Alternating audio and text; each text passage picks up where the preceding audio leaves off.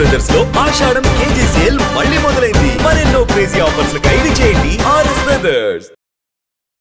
నిజంగా ఆ పూలచొక్క నవీన్ అనే వ్యక్తి మిమ్మల్ని రివ్యూ ఇవ్వడానికి 40,000 కావాలని మిమ్మల్ని అప్రోచ్ అయ్యాడా? నన్ను కాదు, మా టీంని అప్రోచ్ అయ్యాడు. నేను డీల్ చేయను కదా. ఓకే. దానికి ఒక టీము వ్యవస్థ ఉంటుంది, పిఆర్ఓ వ్యవస్థ ఉంటుంది. అందులో కూడా పిఆర్ఓ టీంలో కూడా మెంబర్స్ ఉంటారు. ఓకే. అట్లా ఇది రెగ్యులర్గా అన్ని మూవీలు జరిగే ప్రాసెస్ ఇది. అన్ని మూవీలని బ్లాక్మెయిల్ చేస్తున్నారు కొంతమంది, not only my movie. So నా దృష్టికి వచ్చింది, నేను క్షమించడానికి నేరంలాగా దీన్ని పరిగణించా. నేను డబ్బులు ఇవ్వడానికి నాకు ఇబ్బంది కాదు.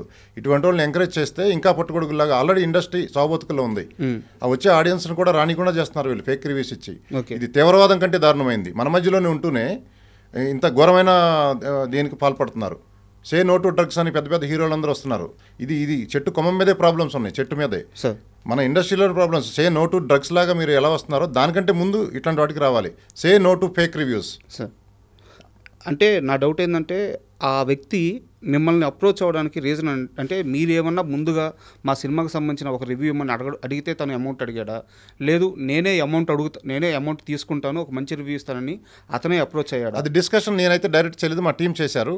బట్ అల్టిమేట్లీ మీరు డబ్బులు లేకపోతే నెగిటివ్గా రాస్తాను, అది మోటో. మీకేమన్నా దట్స్ ఆల్. మీ దగ్గర ఏమైనా ప్రూఫ్స్ ఉన్నాయా? ఉన్నాయి, ఇచ్చాము, పోలీసులకు ఇచ్చాము. వాళ్ళు కేసు ఫైల్ చేశారు, వాళ్ళని పిలుస్తున్నారు. ఎస్ సార్, నాది ఇంకో క్వశ్చన్ ఏంటంటే ఒక వ్యక్తి ఒక 100 రూపాయలు పెట్టుకుని సినిమా చూస్తాడు. ఆ సినిమా చూసిన వ్యక్తి ఆ సినిమా బాగుంది బాగలేదు అని చెప్పే రైట్ తనకు లేదా? నీకు లిమిటేషన్స్ ఉంటాయి. ఓకే. ఇప్పుడు ఒక అమ్మాయిని చూసి నీకు పెళ్లి చూపులకి వెళ్తావు, ఒక అమ్మాయిని చూసి నచ్చితే సరే నచ్చపోతే సరే వెళ్ళు. అమ్మాయి గురించి బాడీ షేమ్ చేయకూడదు. ఆ అమ్మాయికి చిన్నగా ఉన్నాయా పెద్దగా ఉన్నాయా హైట్ తక్కువ ఉంది అదని బాడీ షేమింగ్ అంటారు. నువ్వు డైరెక్ట్గా అలా నువ్వు చెప్పకూడదు. నీకు నచ్చపోయినా దానికి ఒక పద్ధతి ఉంటుంది. బాడీ షేమ్ చేస్తే సివియర్ కేసు లోపల వేయటం, అట్లా ప్రతిదానికి ఒక పద్ధతి ఉంటుంది. ఫ్రీడమ్ ఆఫ్ స్పీచ్ ఉంది కదా, నీ ఇష్టం వచ్చినట్టు మాట్లాడితే కుదరదు. ఎస్, దానికి ఒక లిమిటేషన్ ఉంటుంది. నువ్వు రివ్యూ ఇవ్వడానికి, నీకు పరిధులు దాటి రివ్యూ ఇవ్వడానికి నా మూవీ గురించి నీకు ఏం అర్హత ఉంది? నా మూవీ గురించి బయటకు రావాలో లేదో చెప్పడానికి పెద్ద సెన్సార్ టీం ఉంది.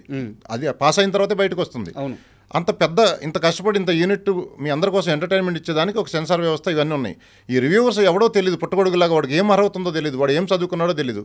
వాడి పర్సెప్షన్ ఏదో మాట్లాడుకొని పెట్టుకోండి, అంతేగాని వాళ్ళు వాడు మాట్లాడే మాటలు మీరు మొత్తం చూడండి. వాడి పర్సెప్షన్ సినిమాకి వెళ్ళొద్దు అనే ఉంది. వాడిని చూసిన వాళ్ళందరూ మా సినిమాకి వెళ్ళకుండా ఉండి మా కలెక్షన్లు అన్నీ తగ్గిపోతున్నాయి కదా, చాలా ఇంపాక్ట్ అవుతుంది కదా. దానివల్ల 24 క్రాప్స్కి నెక్స్ట్ సినిమా తీయలేము, ఇండస్ట్రీ దెబ్బతింటుంది. నా సినిమానే కాదు, పెద్ద సినిమాల పరిస్థితి అంతే. ఇలా మాట్లాడటం వల్ల, ఫేక్ రివ్యూస్ వల్ల ఆడియన్స్ డిసైడ్ చేసుకోమనండి వాళ్ళని వెళ్ళి. నిన్న సాయంత్రం ట్రిప్లేకి వెళ్ళాము, అందరూ ఆడియన్స్ ఎంగేజ్ అయ్యి ఫుల్ ఎంజాయ్ చేస్తున్నారు. తర్వాత ఏఎంబీ మాల్కి వెళ్ళాము, స్క్రీన్స్ కూడా పెంచారు ఇప్పుడు. అంటే ఆడియన్స్ నుంచి వచ్చే రివ్యూవే కరెక్ట్ రివ్యూ. బుక్ మై షోలో 1-on-1 రివ్యూ ఇస్తారు, అది 9.6 ఉంది. అంటే నిజంగా అటర్ ఫెయిల్యూర్ అయితే వాడు అనుకోవచ్చు. బాగున్నదాన్ని కూడా కావాల్సి కల్లా నువ్వు నెగిటివ్గా మాట్లాడి సినిమాని చంపేస్తున్నావు. తమ్ముడు మూవీకి అట్లాగే చంపేశాడు, ఇంకో మూవీకి అట్లాగే చంపేశాడు. అంటే కొన్ని మూవీలు బాగుండొచ్చు, కొంచెం అటు ఇటుగా ఉండొచ్చు. అది ఆడియన్ వెళ్ళి చూసుకొని, ఆడియన్కి అనేది ఎంటర్టైన్మెంట్ కావాలి, అది లెట్ హిమ్ డిసైడ్. నువ్వు ముందే చెప్పేసి వెళ్ళొద్దని నువ్వు విషం నింపుతున్నావు వాళ్ళ మనసుల్లో. సార్, ఇక్కడ నా డౌట్ ఏంటంటే మీరు పూర్తిగా రివ్యూ సిస్టమ్ రాంగ్ అంటున్నారా, రివ్యూ సిస్టంలో ఒక పరిధులు ఉండాలి అని చెప్తున్నారా? రివ్యూస్ ఫ్రీడమ్ ఆఫ్ స్పీచ్ ఉన్నంత వరకు ఓకేనండి, పరిధులు దాటి ఇస్తాం అనేది రాంగు. కావాల్సి కల్లా బ్లాక్మెయిల్, డబ్బుల కోసమే రివ్యూస్, తెలిసిపోద్ది ఇండస్ట్రీ అందరికీ డబ్బుల కోసమే రివ్యూలు ఇస్తున్నారు అని. ఇటువంటి రివ్యూ వ్యవస్థ నాశనం అవ్వాలి, ఉండకూడదు. సో ఇప్పుడు ఎవరైతే ఈ నవీన్ అనే వ్యక్తి ఉన్నాడో అతను ఇచ్చిన రివ్యూ మీద మీ అబ్జెక్షన్ ఏంటంటే అతను చెప్పిన విధానం బాగలేదని, అంతేనా? ఎస్, అది మీరు వినండి, ఆ లింక్ ఉంటే మీరు వినండి, ఎవరికైనా అర్థమవుతుంది. వీడి సినిమా ఆ రివ్యూ చూసి సినిమాకి వెళ్ళరు, అది ఎంత బాగున్నా కూడా. మరి మీరు ఎలా రియాక్ట్ అయ్యారు సార్? మీరు కూడా అలాగే రియాక్ట్ అయ్యారుగా. ఎక్కడ, దేనికి? అతని కామెంట్స్కి, అతను సినిమా చేసిన రివ్యూ విధానానికి మీరు అతను కౌంటర్ ఇచ్చేటప్పుడు. నేను రియాక్ట్ అవ్వకపోతే ఇండస్ట్రీ చచ్చిపోతుందండి. నేను రియాక్ట్ అయిన విధానానికి ఇప్పుడు ఇండస్ట్రీ వాళ్ళందరూ దీని మీద ఏం చేయాలని ఆలోచిస్తున్నారు. అట్లా కాకుండా మెల్లగా నేను రియాక్ట్ సరిగ్గా కాకపోతే, చాలామంది సరిగ్గా రియాక్ట్ కాకుండా చాలామంది చెప్పారు, సొల్యూషన్ రావట్లే బయటికి. ఓకే. నా ఆవేదన, నేను బిర్యానీ అన్ని రకాల ఐటమ్స్ వేసి బిర్యానీ వండితే నువ్వు వచ్చి ఇసుక జల్లేస్తే తినేవాడికి ఎట్లా ఉంటుంది, వండినవాడికి ఎలా ఉంటుంది? ఆవేదన కూడా వ్యక్తపరచకుండా నేను ఎక్కడన్నా పరిధి దాటానా? పరిధి దాటకుండానే మాట్లాడాను. చాలా కటువుగా మాట్లాడారు. కటువుగా అంటే అసలు ముందు రివ్యూ వాడు ఇవ్వడానికి ఏమో అర్హత ఉంది వాడికి? ఓకే, అది ఓకే. ఏదైతే అతని విషయంలో మీరు ఏదైతే చెప్తున్నారో ఆ రివ్యూ నేను కూడా చూశాను. సో అతను కొంత పరిధి అయితే దాటాడు కదా. సో చెప్పిన విధానం అయితే కొంచెం ఇబ్బందికరంగానే ఉంది కొంచెం. సో అది ఓకే. బట్ మీరు ఒక ప్రొడ్యూసర్గా నేను అన్యాయం మీద మాట్లాడానండి. వాడు చేసేది చాలా అన్యాయం ఇది. ఓకే. వాడు పరాణజీవి, ఇండస్ట్రీ మీదే బతుకుతూనే, ఇండస్ట్రీ మీద రివ్యూలు ఇచ్చుకుంటూ బతుకుతూనే నువ్వు ఇండస్ట్రీనే కిల్ చేయాలని చూసే పరాణజీవులు ఇవి. శవాల మీద పేలాలు ఏరుకుంటే పర్వాలా, ఆ శవం సమాధి దాకా వెళ్ళే లోపే శవాన్ని కూడా కోసు తింటున్నాడు వాడు. ఓకే. పేలాల వరకు ఏరుకో, శవాన్ని కూడా కోసు తింటున్నాడు వాడు. అది ఎంతవరకు ఆడ సమాధి వరకు వెళ్ళేపాడు శవమే లేదు, పాడి మిగిలి ఉంటుంది. అటువంటి నేచర్ వాడిది. వాడే కాదు చాలామంది ఉన్నారు అలాంటి వాళ్ళు. ఇలా వదిలేస్తే, నేను అలా స్ట్రాంగ్గా మాట్లాడకపోతే ఇటువంటి పుట్టగొడుగులు లేచి చాలా ఇంకా ముందు ఇండస్ట్రీ మొత్తానికి థ్రెట్ వాళ్ళ చేతుల్లోకి వెళ్ళిపోతుంది. మాఫియా మేము రివ్యూలు మీరు మేము డిమాండ్ చేసింది ఇకపోతే మీ మూవీని చంపేస్తాం. That's all. ఇది ఒక వెపన్స్ లాగా తయారు మూవీని చంపేయడానికి. ఇప్పుడు ఇదే వర్జిన్ బాయ్స్ మూవీకి సంబంధించి ఒక 30 సెకండ్లో నేను ఒక చిన్న రివ్యూ ఇస్తాను. ఇప్పుడు నన్ను కూడా తిడతారా? ఇవ్వండి, తిడతామని కాదు, మీరు ఇచ్చే రివ్యూ సెన్సిబుల్గా ఉంటే ఓకే. సార్ నేను ఇప్పుడే రివ్యూ చెప్తాను. నేను మీరు ఏ థియేటర్లో అయితే వచ్చారో అదే థియేటర్లో నేను కూడా షో చూస్తున్నాను. సో మీరు షో మధ్యలో వచ్చారు మీ టీం అంతా. సో నేను చూశాను.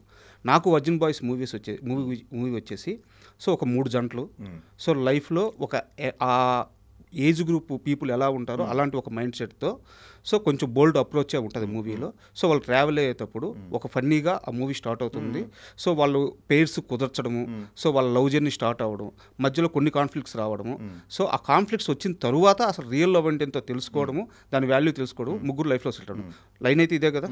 సో నాకు వచ్చింది ఏంటంటే కొన్ని దగ్గరలో సీన్లు ఒక్కొక్కటి 8 నిమిషాల నుంచి 10 నిమిషాలు అక్కడక్కడ ఉన్నాయి.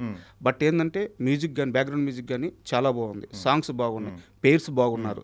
సో కొన్ని సీన్లు హృదయానికి హత్తుకునేలాగా ఉన్నాయి. ఆ ముగ్గురు హీరోయిన్స్ కూర్చొని మాట్లాడుకునేటప్పుడు ఇన్ని రోజులు సమాజంలో సెక్స్ గురించి ఉన్న ఒక బ్యాడ్ థింకింగ్ గురించి, ఇది బ్యాడ్ థింకింగ్ కాదు, సెక్స్ గురించి తెలుసుకోవాల్సిన అవసరం ఉంది, ఇలాంటి పాయింట్లు చాలా బాగున్నాయి. సో సినిమాలో కొంతవరకు ఇబ్బంది ఉంది, కొంతవరకు సినిమా బాగుంది.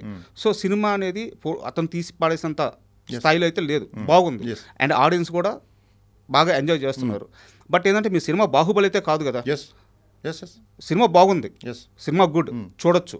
ఎవరైతే ఈ మైండ్ సెట్తో అంటే ఆ కంటెంట్ చూడడానికి ఇష్టపడతారో వాళ్ళు ఖచ్చితంగా ఎంగేజ్ అవుతారు. బట్ మీ సినిమా మీద ఒక చిన్న రివ్యూ, ఒక చిన్న నెగిటివ్ కామెంట్, లేదు మీ సినిమాకు ఎవరో ఒక వ్యక్తి పోవద్దు అన్నారు, అంత మాత్రం మీ సినిమా పడిపోద్దా? సినిమా పడదు.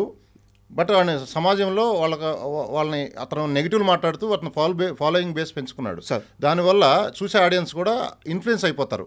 చెడ్డ విషయం త్వరగా వెళ్తుంది, మంచి విషయాలు లేటుగా వెళ్తాయి. వాడు చెడు నింపుతున్నాడు. ఇప్పుడు మీరు మాట్లాడింది రివ్యూ ఇచ్చారు, ఎవరికి ఇబ్బంది లేదు, మీరు ఉన్నదన్నట్టు రాస్తున్నారు, నో ప్రాబ్లం. అలా కొంచెం 10% వేరియేషన్ అవ్వచ్చు. వాడు కంటిన్యూస్ 95% వాడు సినిమా కూడా చూడకుండా కూడా చూసినోడైతే ప్రతి సినిమా రివ్యూ వేస్తాడు. అట్ట కూడా ఇవ్వలేదు, సినిమా చూడకుండా ముందే రెడీ చేసి పెట్టుకున్నాడు. డబ్బులు ఇస్తే ఈ రివ్యూ వేస్తాను, డబ్బులు ఇవ్వకపోతే ఈ రివ్యూ వేస్తాను సార్, అట్లా. సో హానెస్ట్ రివ్యూలు చాలామంది ఇచ్చారు, మేమేం అనలేదు కదా వాళ్ళని. సార్ అసలు జర్నలిస్టులు చాలామంది హానెస్ట్ రివ్యూలు వెబ్సైట్స్ అన్నీ ఇచ్చారు. వాళ్ళు ఏమి ఇచ్చినా నో ప్రాబ్లం. వాళ్ళు హానెస్ట్గా ఇచ్చారో లేదో తెలిసిపోతుంది మనకి, డబ్బుల కోసం ఇచ్చాడో హానెస్ట్గా ఇచ్చాడని. ఇట్లా డబ్బుల కోసం ఇచ్చిన వాళ్ళు పసిగట్టి కొంతమంది ఉన్నారు, వాళ్ళని పసిగట్టడం తెలిసిపోతుంది చూస్తే ఎవరికైనా. సార్ ఇప్పుడు ఈ ఇష్యూ అంతా నడిచిన తర్వాత ఈ 2 రోజుల్లో మీరు అతన్ని అప్రోచ్ అవ్వడం కానీ, అతను మిమ్మల్ని అప్రోచ్ అవ్వడం కానీ, ఫోన్లో మాట్లాడుకోవడం కానీ ఏం జరగలేదు? నాకు అతను అసలు తెలియదు కూడా తెలియదు. ఓకే, అతను పోలీసులే ట్రేస్ చేసి పట్టుకోవాలి అతను ఎక్కడున్నాడో ఏంటో. నేను అతనితో ఎప్పుడు డైరెక్ట్ మాట్లాడాలి, అతను నాతో మాట్లాడాల. ఇప్పుడు ఈ కేసు ఏ సెక్షన్ల కింద ఫైల్ చేశారు సార్? కేసు ప్రాసెస్ ఎలా ఉంది? కేసు నాకు జరిగిన అన్యాయం అంతా నేను ఫైల్ చేశాను. ఓకే, ఆ సెక్షన్లో అంతా వాళ్ళు జోడిస్తారు. అంటే యాజ్ ఏ పబ్లిక్గా నాకు సెక్షన్ తెలియకపోవచ్చు. ఓకే, ఆ కేసులో ఉండే సివియారిటీని బట్టి బాడీ షేమింగ్ మీద, మీ అమ్మాయిలను చూస్తే మాకు లెగట్లేదని రాస్తున్నాడు వాడు సినిమాలో అమ్మాయిలని. ఇంకా ఆ విధంగా డబ్బులు డిమాండ్ చేసేది, అది మేబీ డైరెక్ట్గా నాతో మాట్లాడి నాతోనే ప్రూఫ్లు ఉండకపోవచ్చు. బట్ ఎంటైర్ మొత్తం ఎపిసోడ్లో ఎస్టాబ్లిష్ అవుతుంది కేసు.